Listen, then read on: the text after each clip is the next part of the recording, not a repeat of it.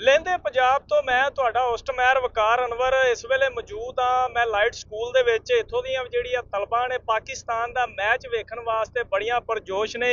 ਇਸ ਵੇਲੇ ਤੁਸੀਂ ਵੇਖ ਸਕਦੇ ਹੋ ਕਿਸ ਤਰ੍ਹਾਂ ਇਹਨਾਂ ਜਿਹੜੇ ਵੱਡੇ ਵੱਡੇ ਬੈਨਰ ਨੇ ਉਹ ਲਾ ਦਿੱਤੇ ਨੇ ਤੇ ਇਸ ਤੋਂ ਇਲਾਵਾ ਘਰਾਂ ਦੇ ਵਿੱਚ ਵੱਡੀਆਂ ਵੱਡੀਆਂ LCDਆਂ ਲਾ ਦਿੱਤੀਆਂ ਨੇ। ਅੱਜ ਦਾ ਜਿਹੜਾ ਮੈਚ ਹੈ ਇੰਡੀਆ ਨੂੰ ਕਿਸ ਤਰ੍ਹਾਂ ਮੂੰਹ ਦੀ ਖਾਣੀ ਪਵੇ ਦੀ ਹਰ ਦਫਾ ਇੰਡੀਆ ਦਾ ਬੁਰਾ ਹਾਲ ਹੁੰਦਾ ਹੈ। ਇਸ ਦਫਾ ਵੀ ਪਾਕਿਸਤਾਨ ਜਿਹੜਾ ਹੈ ਬੜਾ ਪਰਜੋਸ਼ ਹੈ। ਇਹ ਮੈਚ ਨੂੰ ਕਿਸ ਤਰ੍ਹਾਂ ਤਲਬਾਂ ਜਿਤਾਉਂਦੀਆਂ ਪਈਆਂ ਨੇ ਇਹਨਾਂ ਦੇ ਨਾਲ ਗੱਲ ਕਰਨੇ ਆ ਕਿ ਘਰ ਦੇ ਵਿੱਚ ਕਿਸ ਤਰ੍ਹਾਂ ਦੀਆਂ LCDਆਂ ਲਾਈਆਂ ਨੇ ਤੇ ਕਿਸ ਤਰ੍ਹਾਂ ਇੰਜੋਏ ਕਰਦੇ ਪੈਣੇ ਜੀ। ਅੱਜ ਪਾਕਿਸਤਾਨ ਦਾ ਮੈਚ ਹੈ।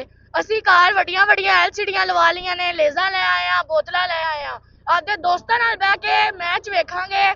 ਇਨਸ਼ਾਅੱਲਾ ਪਾਕਿਸਤਾਨ ਜਿੱਤੇਗਾ। ਪਾਕਿਸਤਾਨ ਜ਼ਿੰਦਾਬਾਦ। ਜੀ ਤੁਸੀਂ ਵੇਖਿਆ ਕਿਸ ਤਰ੍ਹਾਂ ਜਿਹੜੀਆਂ ਤਲਬਾਂ ਨੇ ਪਾਕਿਸਤਾਨ ਜ਼ਿੰਦਾਬਾਦ ਦੇ ਨਾਅਰੇ ਲਾਉਂਦੀਆਂ ਪਈਆਂ ਨੇ। ਉਹ ਦੱਸਦੀਆਂ ਪਈਆਂ ਨੇ ਕਿ ਅੱਜ ਦਾ ਜਿਹੜਾ ਮੈਚ ਹੈ ਉਹ ਪਾਕਿਸਤਾਨ ਜਿੱਤੇਗਾ। ਹੋਰ ਵੀ ਤਲਬਾਂ ਮੌਜੂਦ ਨੇ। ਅਸੀਂ ਬੜੇ ਪਰਜੋਸ਼ ਹਾਂ ਤੇ ਅੱਜ ਇੰਡੀਆ ਨੂੰ ਮੂੰਹ ਦਿਖਾਣੀ ਪੈ ਰਹੀ ਕਿਉਂਕਿ ਪਾਕਿਸਤਾਨ ਹਮੇਸ਼ਾ ਜ਼ਿੰਦਾਬਾਦ ਹੀ ਹੈ।